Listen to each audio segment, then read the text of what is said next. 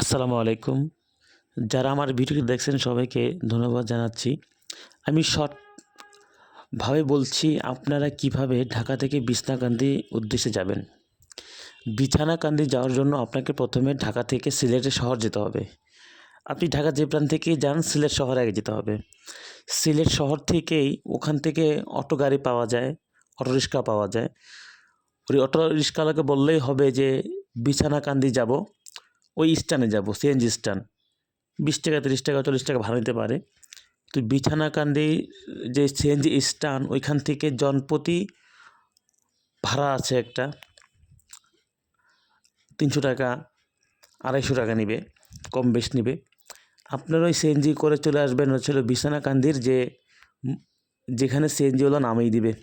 ওইখান থেকে reserve vote করে আপনারা চলে যাবেন বিছনাকান্দিতে।